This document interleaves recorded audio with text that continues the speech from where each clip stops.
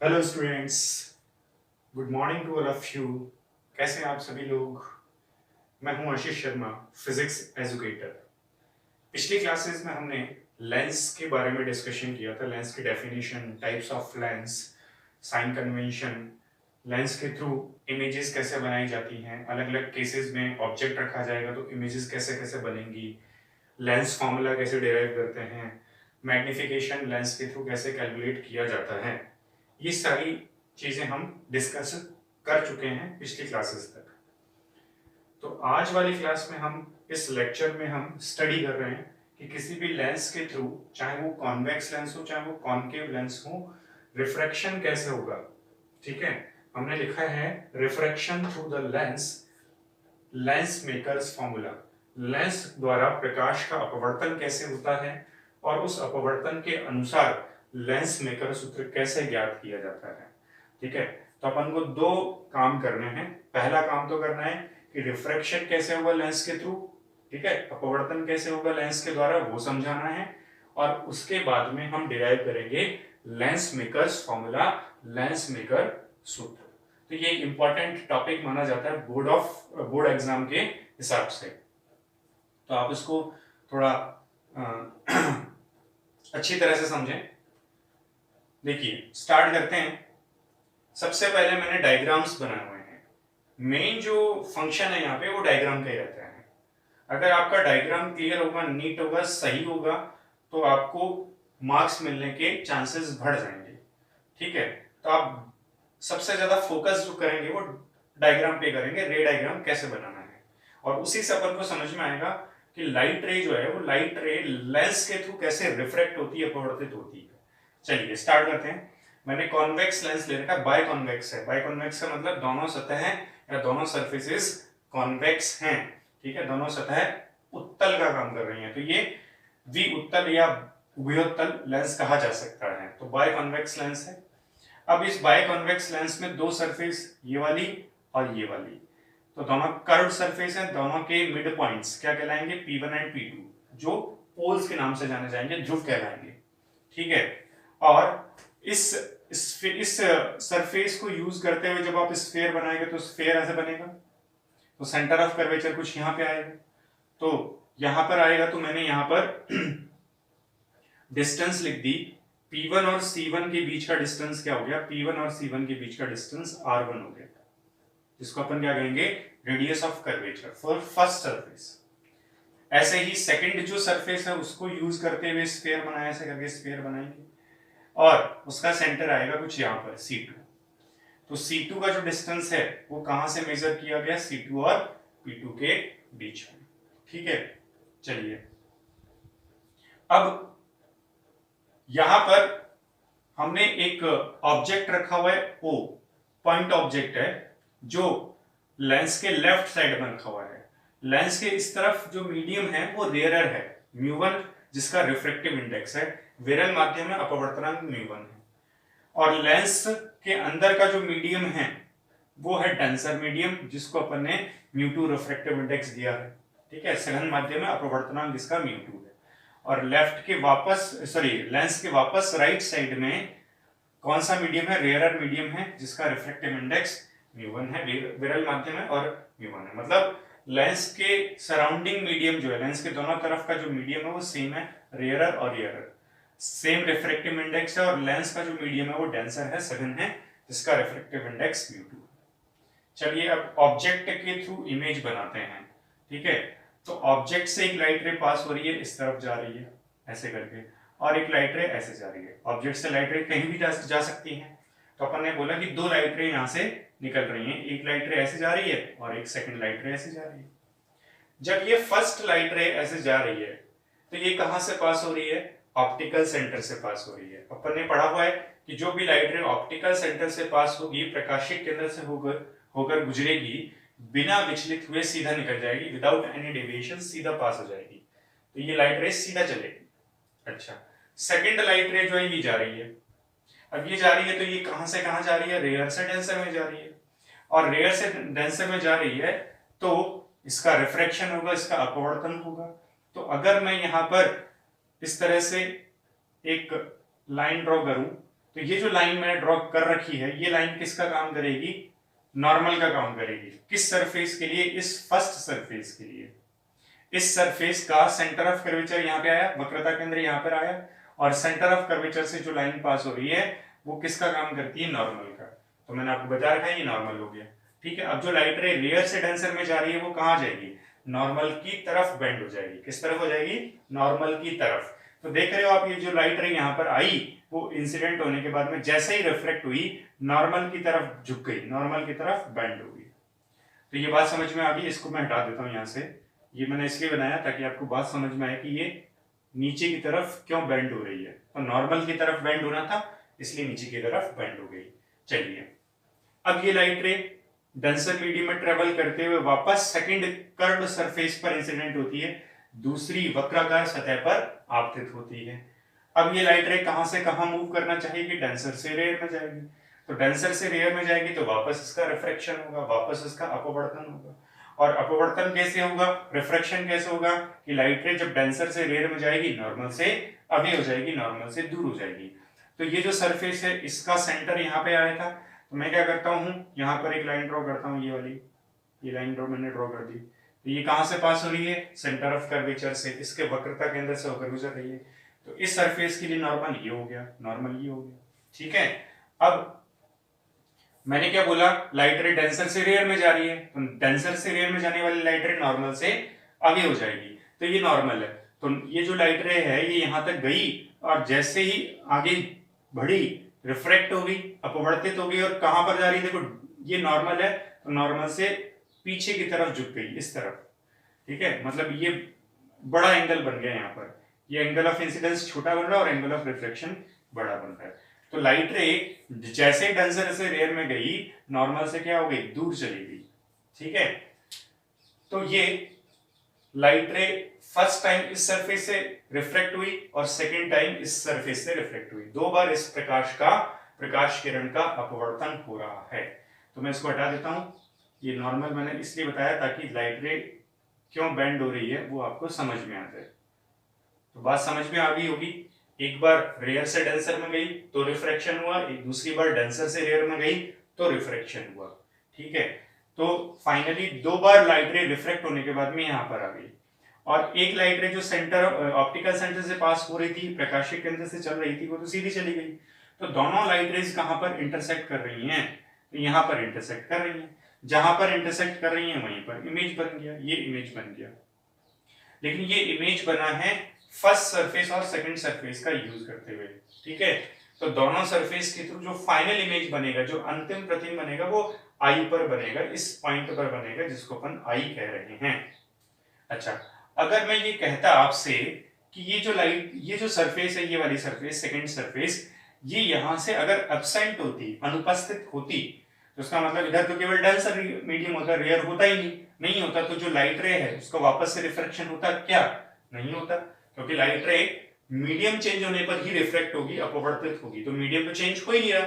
अगर मैं इस सरफेस को एब्सेंट मानता हूं, अनुपस्थित मानता हूं, इसको हटा हुआ माना जाए, तो इधर केवल डेंसर है। डेंसर है तो इसका मतलब जो लाइट रे है वो एक बार यहां से रिफ्लेक्ट हो गया, दूसरी बार रिफ्लेक्ट नहीं होनी चाहिए। नहीं होनी चाहिए तो कैसे चलेगी? एकदम सीधा चलेगी। और जो लाइट रे ऑप्टिकल सेंटर से जा रही है वो सीधा जा ही रही थी। अब दोनों लाइट रे यहाँ पर इंटरसेक्ट करती हैं, जहां पर इंटरसेक्ट करती हैं वहां पर इमेज बन जाएगा। तो ये इमेज बना I1। I1 क्यों नाम दिया इसको? क्योंकि जो ऑब्जेक्ट O है उस ऑब्जेक्ट O का फर्स्ट इमेज ये वाली सरफेस बताएगी। कौन सी? फर्स्ट सरफेस, जो ये उधर वाली लेफ्ट साइड वाली, ये जो सरफेस है, इस सरफेस के थ्रू इस ऑब्जेक्ट का फर्स्ट इमेज I1 पर बनेगा। इसलिए मैंने यहाँ पर दो इमेजेस दिखाए हुए हैं। तो I इमेज फाइनल इमेज है जो इस सरफेस और इस सरफेस का यूज करते हुए बनाया गया, और I1 जो है वो फर्स्ट इमेज है, प्रथम प्रतिबिंब है जो पहली सतह द्वारा बनाया गया फर्स्ट सरफेस के थ्रू बनाया गया है। अब देखिए, जो भी हमने ऑब्जेक्ट रखा हुआ है, जो इमेज बनाई हुई है, उसके डिस्टेंस शो कर देते हैं। तो ऑब्जेक्ट जो है वो ऑप्टिकल सेंटर से कितने डिस्टेंस पे रखा हुआ है? u डिस्टेंस पे रखा हुआ है। ऑब्जेक्ट और ऑप्टिकल सेंटर के बीच की जो दूरी है वो u लिख दी। जो फाइनल इमेज बनी है वो ऑप्टिकल सेंटर से कितनी डिस्टेंस पर बनी? v डिस्टेंस पर बनी हुई है।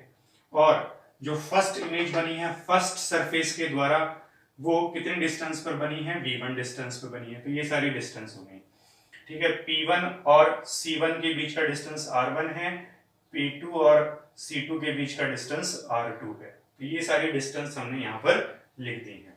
अब अपन क्या करते हैं, इसी डायग्राम को दो स्टेप में वापस से बनाते हैं। पहला डायग्राम फर्स्ट सरफेस के लिए बनाना है और दूसरा डायग्राम सेकंड सरफेस के लिए बनाना है। तो मैंने पहले फर्स्ट डायग्राम बनाया स्टेप फर्स्ट में फर्स्ट सरफेस के लिए।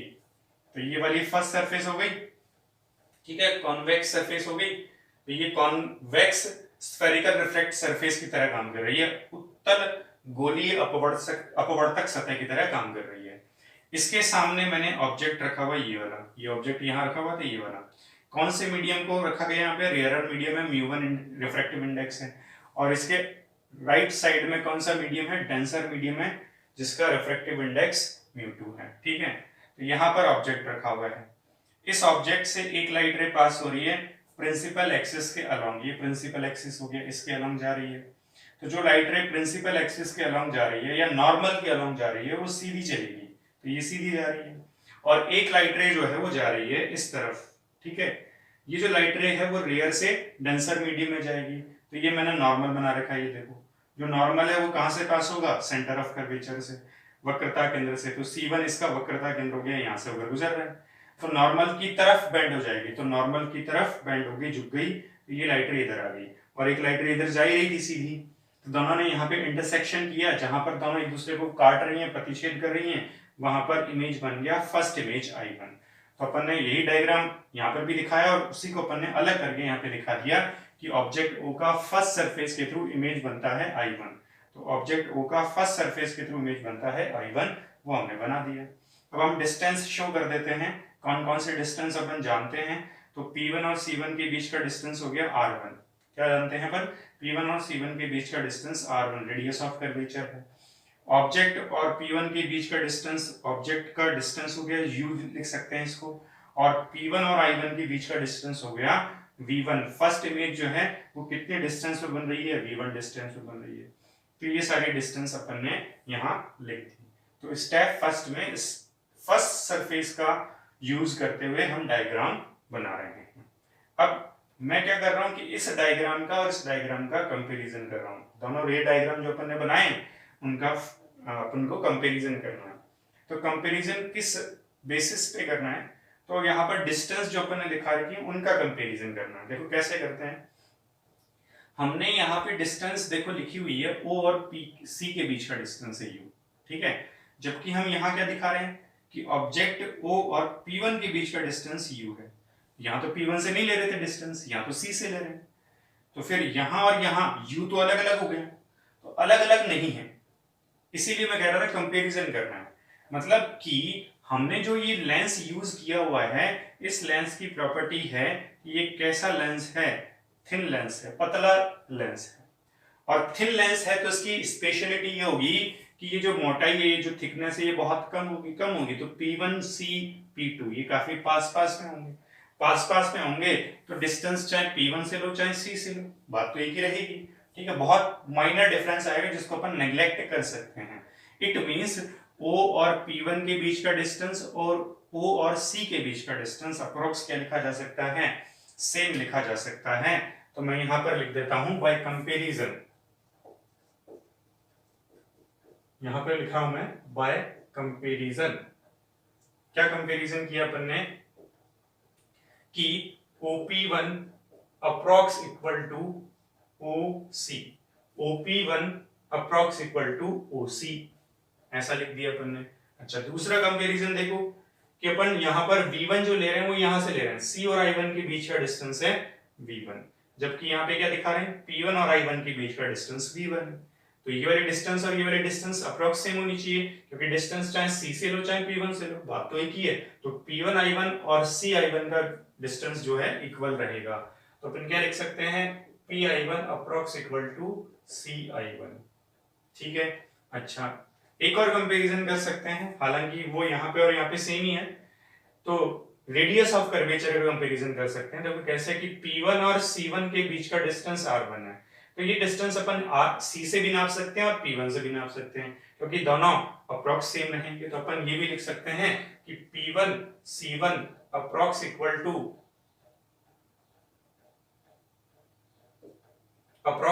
To C C1। ये तीन कंपैरिजन अपन डिस्टेंस के लिए कर सकते हैं। तो उम्मीद करता हूं बात समझ में आ रही है आपको कि जो भी डायग्राम आप बनाएं उस डायग्राम को, जो मेन डायग्राम आपका ऊपर वाला लेंस के थ्रू जो बना रखा है उससे जरूर कंपेयर करना है। तो कंपैरिजन में अपन तीन डिस्टेंस का कंपैरिजन कर रहे हैं, और कैसे कर रहे हैं वो मैंने आपको समझा दिया। अब ये जो सरफेस है, ये सरफेस किसका काम कर रही है? Spherical refracting surface, convex spherical refracting surface, उत्तल गोलीय अपवर्तक सतह का काम कर रही है। तो इसके लिए आप क्या करोगे, जो रिफ्रैक्शन फॉर्मूला है वो लगाओगे, ठीक है। और रिफ्रैक्शन फॉर्मूला क्या होता है वो हमने पिछले लेक्चर्स में पढ़ रखा है। तो देखिए मैं लिखता हूं बाय रिफ्रैक्शन फॉर्मूला, तो रिफ्रैक्शन फॉर्मूला क्या था, मैं लिख रहा हूं यहां पे μ2 by v minus μ1 by u 1 upon r μ2 minus μ1। ये रिफ्रैक्शन फॉर्मूला है, ये फॉर्मूला आपको अप्लाई करना है। तो देखो कैसे करना है, μ2 बाय v, जब लाइट रे रेयर से डेंसर में जा रही है, तो वो डायग्राम में तो जा रही है, तो रेयर से डेंसर में जा रही है तो μ2 μ1 इस तरह से लिखा जाएगा। और यहां पर ऑब्जेक्ट कितने डिस्टेंस पे रखा हुआ है? u डिस्टेंस पे, तो ऑब्जेक्ट की डिस्टेंस u है तो यहाँ पे भी u ही रहेगी। दूसरी बात, यहां पर इमेज कितने डिस्टेंस पे बन रही है? v1 डिस्टेंस पे, तो आप v की जगह क्या लिखोगे? v1 लिखोगे, ठीक है। और रेडियस ऑफ कर्वेचर यहाँ पे कितना है? r1 है, तो इस r की जगह r1 लिखोगे। एक बार मैं इसको हटा रहा हूं यहां से और यहां लिख देता हूं v जो है वो v1 के इक्वल है और r जो है वो r1 के इक्वल है, ठीक है। ये कंपेरिजन, ये अपन ने नोटेशन दे दिया। अब अप्लाई कर दो फॉर्मूला, तो μ2 बाय v, v की जगह v1 minus μ1 upon u 1 upon r1 μ2 minus μ1। इसमें ध्यान रखें कि साइन कन्वेंशन ही लगाना है, क्योंकि साइन कन्वेंशन अपन लगाकर ही ये फॉर्मूला डिराइव कर रहे थे, इसलिए आपको डायरेक्ट वैल्यू लिखनी है, ठीक है। तो ये इक्वेशन आ गई, फर्स्ट इक्वेशन, ठीक है। एक बार के लिए इस इक्वेशन को मैं ऊपर लिख देता हूं, ठीक है, यहां लिख रहा हूं, ऊपर वाली चीज अपन समझ चुके हैं, तो इसको मैं यहां लिख रहा हूं μ2 अपॉन में v1 minus μ1 upon u 1 upon r1 μ2 minus μ1। इस इक्वेशन को अपन फर्स्ट इक्वेशन दे देते हैं। अब इसको हटा देता हूं एक बार के लिए यहां से, ठीक है।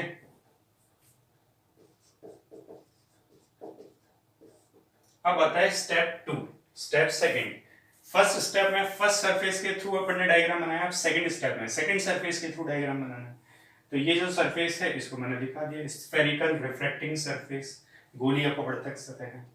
इस सरफेस के इधर कौन सा मीडियम है? तो इधर है डेंसर मीडियम μ2, और इधर कौन सा मीडियम है? रेयरर है μ1, ठीक है। अच्छा, ये जो सरफेस है इसका स्फीयर बनाओगे तो ऐसे बनेगा, सेंटर ऑफ कर्वेचर यहाँ पे आएगा, यहाँ पे आएगा, तो C2 से पास होती है एक लाइन बना दी मैंने, जो लाइन किसका काम करेगी? इस सरफेस के लिए नॉर्मल का काम करेगी, अभिलंब का कार्य करेगी। अब जो लाइट रेज यहाँ पर अपन इंसिडेंट होते हुए दिखा रहे हैं, उन्हीं लाइट रेज को यहाँ पर इंसिडेंट होते हुए दिखा। देखो इस वाली सरफेस पर दो लाइट रेज इंसिडेंट हो रही है, तो ये वाली और एक ये वाली, जो ऑप्टिकल सेंटर से पास हो रही है। तो ये वाली मैंने दिखा दी, ये वाली आ रही है, ठीक है। और एक लाइट रे ऑप्टिकल एक्सिस के अलोंग ऑप्टिकल सेंटर से पास हो रही है, तो ये ऑप्टिकल एक्सिस के अलोंग ऑप्टिकल सेंटर से पास हो रही है। तो ये वाली लाइट रे तो सीधी निकल जाएगी, इसका कोई रिफ्लेक्शन होगा नहीं, क्योंकि ये कहां से जा रही है? नॉर्मल के अलोंग जा रही है, और नॉर्मल के अलोंग जो चलेगी अभिलंब की दिशा में चलेगी, वो सीधा चलेगी, उसको कोई रिफ्लेक्शन या कोई अपवर्तन होगा नहीं, तो ये सीधी जा रही है, ठीक है। और ये जो लाइट रे है ये कहां से कहां जा रही है? डेंसर से रेयर में जा रही है, और ये नॉर्मल है, तो डेंसर से रेयर में जाने वाली लाइट रे नॉर्मल से अवे हो जाएगी, नॉर्मल से दूर चली जाएगी, तो नॉर्मल से दूर मुड़ गई, ठीक है।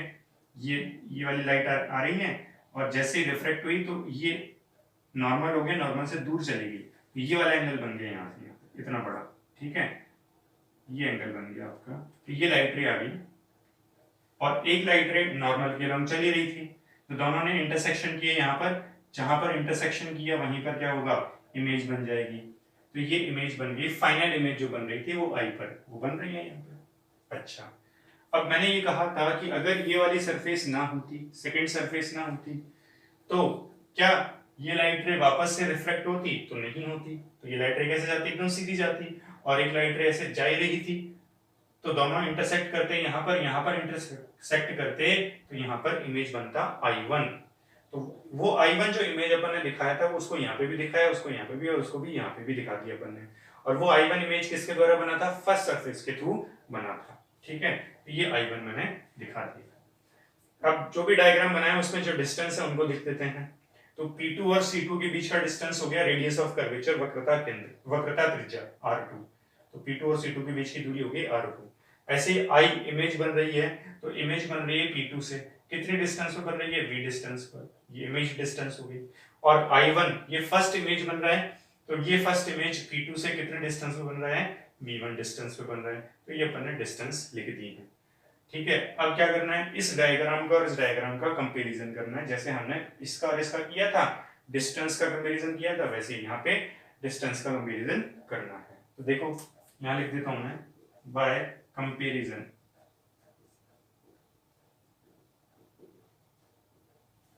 तो कौन कौन से डिस्टेंस का कंपैरिजन कर सकते हैं? देखो P2 और I और C और I के बीच का डिस्टेंस अप्रोक्स सेम होगा, क्योंकि लेंस पतला है, थिन लेंस है, तो P2 और C काफी पास पास में होंगे। तो डिस्टेंस P2 से I की लो, चाहे C से I की लो, डिस्टेंस अप्रोक्स एक सेम लिखी जा सकती है। तो अपन क्या लिख सकते हैं? P2I approx equal to CI। अच्छा, और क्या कंपैरिजन कर सकते हैं? सेकंड कंपैरिजन ये हो सकता है कि P2 और I1 के बीच का डिस्टेंस V1 लिखा हुआ है, और इस डायग्राम में C और I1 के बीच का डिस्टेंस V1 लिखा हुआ है। तो डिस्टेंस चाहे C से लो चाहे P2 से लो, बात तो एक ही, क्योंकि दोनों पास पास में। तो CI1 approx equal to P2I1। तो यहां लिख देता हूं CI1 approx equal to P2I1, ठीक है। अच्छा, और क्या कंपैरिजन कर सकते हैं? देखो C और C2 के बीच का डिस्टेंस R2 लिख सकते हैं, चाहे P2 और C2 के बीच का डिस्टेंस R2 लिख सकते हैं। मतलब यहां से डिस्टेंस लो चाहे यहां से लो, तो बात तो एक ही है। तो CC2 approx equal to P2C2। तो ये तीन डिस्टेंस यहाँ पे कंपैरिजन कर ली, जैसे यहां करी थी सेम वैसे यहां कर ली। अब इसके लिए भी अपन को क्या करना है? रिफ्रैक्शन फॉर्मूला अप्लाई करना है। क्या करना है? Refraction formula. तो मैं इसको मिटा करके यहां लिख रहा हूं refraction formula. By refraction formula क्या लिखा था formula? μ2 upon v minus v1 upon u 1 upon r μ2 minus u1, ठीक है। ये वाला फॉर्मूला इस सरफेस के लिए लगाना है। लेकिन यहाँ पर जो लाइट रे है वो डेंसर से रेयर में जा रही है, जबकि पिछले वाले डायग्राम में लाइट रे रेयर से डेंसर में जा रही थी, ठीक है। दोनों में डिफरेंस आ रहा है, ये बहुत इंपॉर्टेंट पॉइंट है, बात को समझना है आप लोगों को। पहले लाइट रे रेयर से डेंसर में जा रही थी और अब जा रही है डेंसर से रेयर, ठीक है। तो चेंज हो गया, मीडियम चेंज हो गया, और मीडियम जब चेंज हो गया तो जहां μ2 आ रहा है वहां पर आपको μ1 लिखना होगा, ठीक है। और μ1 जहां पे आ रहा है वहां पे लिखना होगा μ2, ठीक है। बात को समझने में क्या कह रहा हूं कि लाइट रे जब डेंसर से रेयर में जा रही है तब मीडियम चेंज हो गया, मतलब μ2 की जगह μ1 आ जाएगा और μ1 की जगह μ2 आ जाएगा। और जब लाइट रे रेयर से डेंसर में जा रही थी, रेयर से डेंसर में, तो जहां μ2 था वहां μ2 ही लिखा जाएगा, और जहां μ1 था वहां μ1 ही लिखा जाएगा। तो देखिए बच्चों क्या लिखेंगे? μ2 की जगह मैंने लिखा μ1। अच्छा, अपॉन में क्या रहा? v, इमेज की डिस्टेंस। तो यहां इमेज बन रही है ये वाली, तो ये इमेज जो है ये कितनी डिस्टेंस पे बन रही है? v डिस्टेंस पे, तो v की जगह v आएगा, उसमें कोई चेंज नहीं करना। μ1, तो μ1 की जगह क्या लिखना है बच्चों? μ2, ठीक है। मीडियम चेंज हो गया। अब u, तो ये जो सरफेस है इस सरफेस के लिए ऑब्जेक्ट क्या है। अब इस बात को और समझना, ये भी एक इंपॉर्टेंट पॉइंट है। दो पॉइंट इंपॉर्टेंट है जब इस सरफेस के लिए फॉर्मूला लगा रहे हो। फर्स्ट, लाइट रे डेंसर से रेयर में जा रही है, इसलिए जहां μ2 वहां μ1, जहां μ1 वहां μ2 लिखना होगा। सेकंड पॉइंट क्या है, इस सरफेस के लिए ऑब्जेक्टिव डिस्टेंस क्या लिखी जाए, वस्तु की दूरी क्या लिखी जाए। तो देखिए मैंने कहा कि जो I1 है ये I1 इमेज है, लेकिन ये इमेज बनाया किसने है, ये इमेज बनाया है ऑब्जेक्ट O का फर्स्ट सरफेस ने। फर्स्ट सरफेस ने इमेज I1 बनाया है, फर्स्ट सरफेस ने बनाया है, ध्यान रखेंगे, ठीक है। अब ये जो फर्स्ट सरफेस के द्वारा जो इमेज बन रहा है, यही इमेज, यही प्रतिबिंब सेकंड सरफेस के लिए, द्वितीय सतह के लिए वस्तु का कार्य करेगा, ऑब्जेक्ट की तरह वर्क करेगा। किसकी तरह वर्क करेगा, ऑब्जेक्ट की तरह। देखो इसको इस तरह से समझो आप कि जो लाइट रे यहां पर आ रही है ये इंसिडेंट लाइट रे है, ठीक है, और इंसिडेंट लाइट रे ही ऑब्जेक्ट को रिप्रेजेंट करने का काम करती है। तो देखो इंसिडेंट लाइट रे जो इसी को मैंने आगे बढ़ाया है, तो जो इंसिडेंट लाइट रे है, जो इंसिडेंट लाइट रे जहां पर इंटरसेक्ट कर रही है वहीं पर ऑब्जेक्ट होना चाहिए, ठीक है। हालांकि वो सरफेस के थ्रू रिफ्लेक्ट हो रही है बाद में, लेकिन इस सरफेस के लिए इंसिडेंट तो यही है। इसी को अब मैं आगे बढ़ा दूंगा, ये किसको रिप्रेजेंट करने का काम करेगी, ऑब्जेक्ट को। इसलिए अपन ये बोल रहे हैं कि फर्स्ट सरफेस के थ्रू जो इमेज बनेगा I1, वो किसकी तरह बिहेव करेगा, ऑब्जेक्ट की तरह बिहेव करेगा। तो U जो है, उस U की जगह क्या लिखना होगा बच्चों, V1 लिखना होगा, ठीक है। 1/r, r क्या है यहाँ पर, तो रेडियस ऑफ कर्वेचर कितना है, r2, तो r की जगह लिखा जाएगा r2, μ2 की जगह अगेन μ1 और μ1 की जगह अगेन μ2, ठीक है। यहां लिख देता हूं here I1 image made by first convex surface work as an object for second curved surface. That means U is equal to V1. U is equal to V1. U की जगह क्या लिखना होगा, V1 लिखना होगा। तो उम्मीद करता हूं बात समझ में आई होगी। दो लॉजिक मैंने बताए, दोनों लॉजिक आपको ध्यान रखने हैं, ठीक है।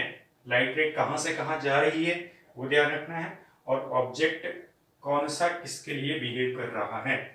अब अपने पास इस डायग्राम के अकॉर्डिंग दो इक्वेशन आ गई, दो डायग्राम बनाए दो स्टेप में, और दो स्टेप के थ्रू दो इक्वेशन अपन को मिल चुकी हैं। तो ये अपना पहला काम पूरा हो गया। मैंने कहा था दो काम अपन को करने हैं, एक तो रिफ्लेक्शन कैसे हो रहा है वो समझाना है, और एक लेंस मेकर फॉर्मूला डिराइव करना है। तो अभी अपन ने केवल ये समझाया कि जो लाइट रेज हैं वो लेंस के थ्रू कैसे रिफ्लेक्ट हो रही हैं।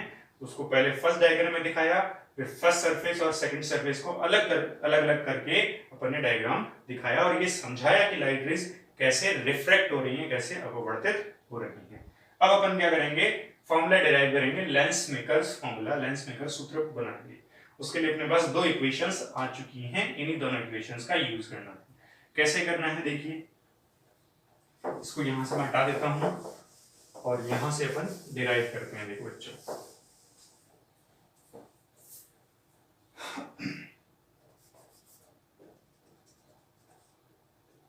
देखो बच्चों अब क्या करना है, फर्स्ट इक्वेशन जो आई थी और जो सेकंड इक्वेशन आई है, दोनों को ऐड कर देना है। क्या करना है, ऐड कर देना है। By adding equation first and equation second, दोनों इक्वेशंस को ऐड कर देना है। तो पहले दोनों के LHS ऐड हो जाएंगे, फिर दोनों के RHS। तो फर्स्ट इक्वेशन का LHS है μ2/v1 माइनस μ1/u, ठीक है, प्लस करना है सेकंड इक्वेशन के LHS को। तो μ1/v माइनस μ2/v1, ठीक है।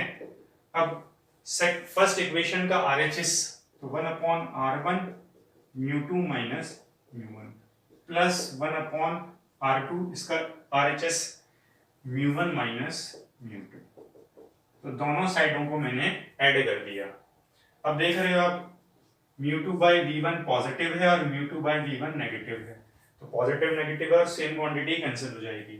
ठीक है, तो अपने पास क्या बचा, mu one upon V minus mu one upon U. जो पॉजिटिव वैल्यू उसको पहले लिख दिया, माइनस वाली को बाद में लिख दिया। अब देखो यहाँ पे आ रहा है 1/r1 mu two minus mu one और 1/r2 mu one minus mu two. तो यहाँ से मैं क्या करता हूँ, माइनस कॉमन ले लेता हूँ, बाहर निकाल लेता हूँ। तो जैसे ही माइनस बाहर निकालूंगा तो माइनस इस प्लस से मल्टीप्लाई करके माइनस बना देगा और म्यू टू पॉजिटिव हो जाएगा, म्यू वन नेगेटिव हो जाएगा। तो 1/r1 mu two minus mu one फिर minus 1/r2 mu two minus mu one. ठीक है, अब म्यू वन इन दोनों में कॉमन आ जाएगा, 1/v माइनस 1/u 1 इसमें देखो क्या करना है, mu two minus mu one और mu two minus mu one दोनों टर्म्स में है, दोनों टर्म्स में से mu two minus mu one को बाहर निकाल देंगे। तो mu two minus mu one मैंने बाहर निकाल लिया, तो क्या आएगा 1/r1 माइनस 1/r2। ठीक है, ये आ गया। अब म्यू वन जो मल्टीप्लाई में उसको तो ट्रांसफर कर दो, तो 1/v minus 1/u mu two minus mu one upon mu one. ठीक है, तो म्यू वन को मैंने तो ट्रांसफर कर दिया, डिवाइड में आ गया 1/r1 माइनस 1/r2। ठीक है, अगेन 1/v माइनस 1/u, इसको अपन क्या लिख सकते हैं, देखो बच्चों, mu two by mu one, इसको स्प्लिट कर सकते हैं और दोनों के नीचे अलग अलग लिख सकते हैं। तो mu to by mu one minus mu one upon mu one, 1/r1 minus 1/r2। ठीक है, 1/v माइनस 1/u, ये क्या हो गया, mu two one mu one, तो उसको अपन क्या लिख सकते हैं, 1 म्यू टू लिख सकते हैं। क्या लिख सकते हैं बच्चों, 1 म्यू टू, और mu one upon mu one हो गया 1, कैंसिल हो गया, 1/r1 माइनस 1/r2। अब देखो आगे,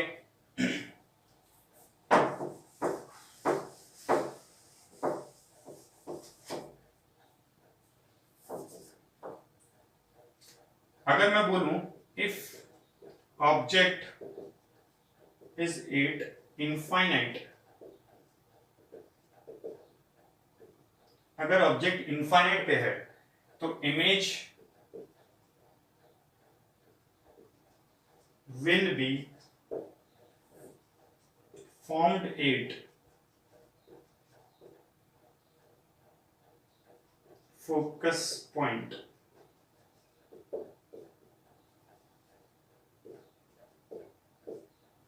इमेज कहां पर बनेगी, फोकस पे बनेगी।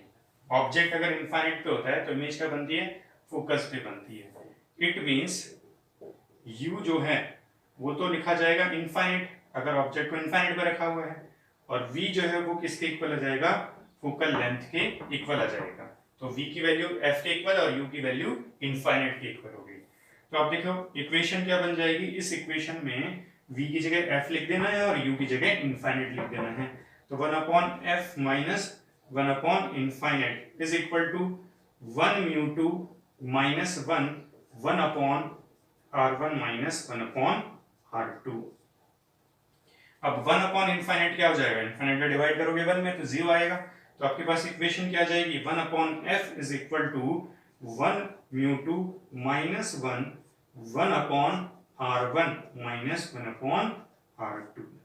ये जो इक्वेशन आ रही है, इस इक्वेशन को अपन कहते हैं लेंस मेकर्स फॉर्मूला। क्या बोलते हैं बच्चों इसको, लेंस मेकर्स फॉर्मूला। तो ये आ गया lens maker formula, 1/f is equal to 1/f is equal to 1/1 mu two minus 1/r1 minus 1/r2। तो ये एक इंपॉर्टेंट फॉर्मूला है और एग्जाम्स में पूछा जा सकता है। तो कैसे डेरिवेशन करना है उसका मेथड मैंने आपको क्लियर कर दिया है। अब देखिए लेंस मेकर फॉर्मूला जो है ये डिराइव क्यों किया है और ये क्या इंडिकेट कर रहा है। तो देखिए लेंस मेकर फॉर्मूला से हम कैलकुलेशन किसका कर रहे हैं, आप देख रहे हो फोकल लेंथ का कैलकुलेशन कर रहे हैं। तो इसका मतलब जो भी लेंस बनाया जाएगा, मेकर मतलब क्या होता है, बनाना। तो लेंस को जब बनाया जाएगा तो बनाते समय जो रेडियस है उसकी कितनी लिखी जाए और उसके मीडियम को कितना रखा, मीडियम के रिफ्रैक्टिव इंडेक्स को कितना रखा जाए ताकि एक पर्टिकुलर फोकल लेंथ का लेंस हम बना सकें। मतलब उसकी फोकल लेंथ जो है वो डिसाइड करने के लिए या वो निर्धारित करने के लिए हमें उसकी रेडियस और उसके मीडियम को क्या करना होगा, फॉर्मूले के अकॉर्डिंग डिफाइन करना होगा ताकि हम एक पर्टिकुलर फोकल लेंथ का एक लेंस बना सकें। तो लेंस को बनाने के लिए जिस फॉर्मूले का यूज किया जाएगा उसको अपन कहते हैं लेंस मेकर्स फॉर्मूला। तो ये इंपॉर्टेंट फॉर्मूला आ चुका है। अब देखिए ये जो इक्वेशन आई हमारे पास में, ये वाली, इसको मैं एक बार लिख देता हूं। फर्स्ट सेकंड पहले आ चुकी है, ये थर्ड इक्वेशन हो गई। और ये जो इक्वेशन आई, इस इक्वेशन को मैं लिख देता हूं इक्वेशन नंबर 4। तो अब क्या करते हैं, इक्वेशन नंबर 3 का और इक्वेशन नंबर 4 का कंपैरिजन करते हैं।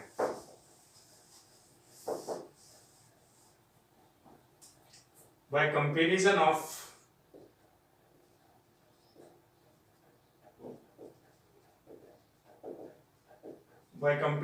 इक्वेशन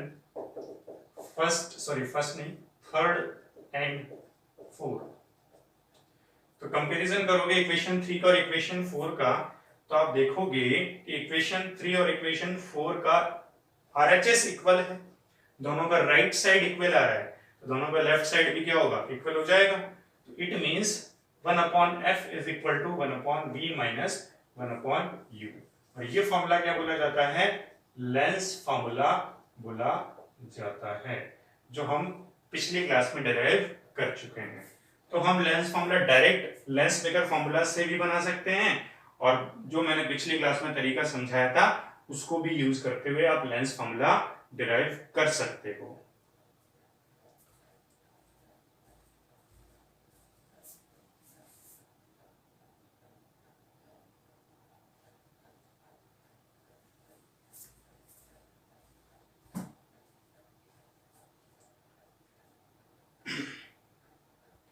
देखिए लेंस मेकर फॉर्मूला के अकॉर्डिंग जब फोकल लेंथ हम लेंस की निकाल रहे हैं, फोकस दूरी जब लेंस की निकाल रहे हैं, तो वो दो फैक्टर्स पे डिपेंड कर रही है। एक तो refractive index of the medium, माध्यम के अपवर्तनांक पर मीडियम पे डिपेंड कर रही है, और radius of curvature of both curved surfaces. ठीक है, दोनों वक्रता सतहों की वक्रता त्रिज्याओं पर निर्भर कर रही है। तो एक इंपॉर्टेंट क्वेश्चन बन सकता है कि according to lens maker formula focal length depends on which factors, तो कौन से फैक्टर्स पे फोकल लेंथ डिपेंड करती है। तो अपन लिख सकते हैं according to lens makers formula focal length of lens depends on two factors. First one,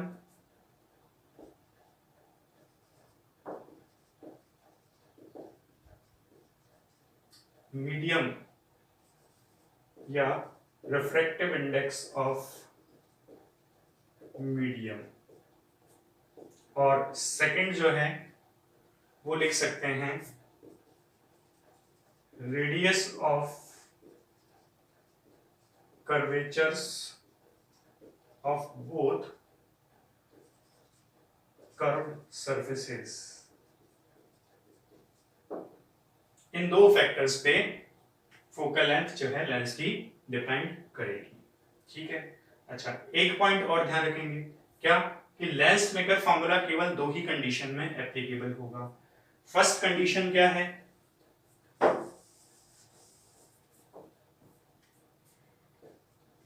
conditions in which lens makers formula is applicable। First condition क्या है, लेंस शुड बी थिन, पतला lens होना चाहिए। क्यों होना चाहिए, क्योंकि अपन ने जब दोनों डायग्राम बनाए थे तो डिस्टेंस का कंपैरिजन किया था। जो भी डिस्टेंस अपन ले रहे थे वो c या p1 से ले रहे थे, तो p1 से लो चाहे c से लो, बात एक ही रहेगी।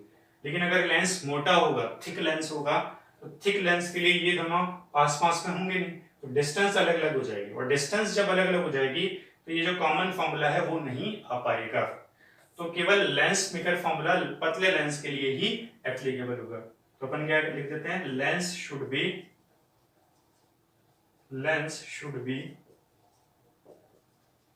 थिन, पतला लेंस होना चाहिए। और सेकंड पॉइंट क्या लिख सकते हैं कि लेंस के दोनों तरफ का जो मीडियम होगा, सराउंडिंग मीडियम जिसको अपन कह सकते हैं, वो क्या होना चाहिए, सेम होना चाहिए। अगर इधर रेयर है, म्यू1 रिफ्रैक्टिव इंडेक्स है, तो यहाँ पे भी रेयर ही होना चाहिए म्यू1 रिफ्रैक्टिव इंडेक्स का। अगर यहाँ पे एयर है तो यहाँ पे एयर होना चाहिए, अगर यहाँ वाटर है तो यहाँ पे भी वाटर होना चाहिए। तो सराउंडिंग मीडियम जो होगा वो सेम रहना चाहिए।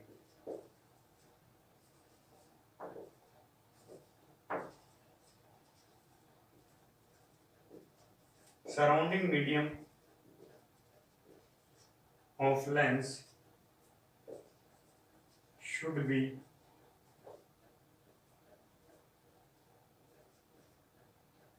of same nature or same refractive index। ये दो कंडीशन हैं जिन कंडीशंस में लेंस मेकर फॉर्मूला एप्लीकेबल होगा। तो दो बातें मैंने बताई, लेंस मेकर फॉर्मूला के अकॉर्डिंग फोकल लेंथ किन दो फैक्टर्स पे डिपेंड कर रही है, refractive index of the medium और radius of curvature of both curved surfaces. ठीक है, अपवर्तनांक पर, माध्यम के अपवर्तनांक पर और वक्रता सतहों की त्रिज्याओं पर। और दो कंडीशन जिनमें फॉर्मूला एप्लीकेबल होगा वो दोनों कंडीशन क्या, लेंस पतला होना चाहिए ताकि डिस्टेंस का कंपैरिजन किया जा सके, और सराउंडिंग मीडियम जो है लेंस के दोनों तरफ का सराउंडिंग मीडियम वो भी सेम होना चाहिए।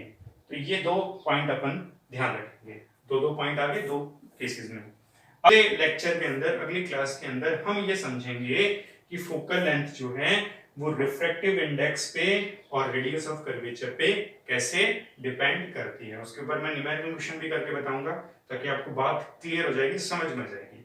तो आज वाली क्लास में हम इतना ही पढ़ेंगे। तो आज हमने पढ़ा क्या, उसको एक बार रिवाइज करें कि हमने पढ़ा कि लेंस के थ्रू रिफ्रैक्शन कैसे होता है, उसके लिए एक पर्टिकुलर डायग्राम बनाया, उस पर्टिकुलर डायग्राम को अलग अलग स्टेप में अलग अलग सरफेसेस के लिए बना करके देखा, फिर अपन ने लेंस मेकर फॉर्मूला डिराइव किया, उसका एक पर्टिकुलर मेथड था, वो पूरा डेरिवेशन जो है यूज किया। उसके लिए अपन ने किसका यूज किया था, रिफ्रैक्शन फॉर्मूला जो है, अपवर्तन सूत्र जो है उसका इस्तेमाल किया था, और कैसे उसको लगाना है उसके लिए जो लॉजिक मैंने बताए थे वो आपको ध्यान रखने हैं। और उसके बाद में मैंने बताया कि फोकल लेंथ जो है उसका उसकी जो वैल्यू है वो कौन कौन से फैक्टर्स पे डिपेंड करती है और कब कब हम लेंस मेकर फॉर्मूला लगा सकते हैं। तो आज वाली क्लास में इतना ही, जो भी पढ़ा है उसको एक बार रिवाइज करें और उसको एक बार रफ में अब डिराइव करके देखेंगे तो पूरी तरह से टॉपिक क्लियर, इंपॉर्टेंट टॉपिक है, महत्वपूर्ण बिंदु है, इसको अच्छी तरह से एक बार रिवाइज कर लें। तो इसी के साथ धन्यवाद।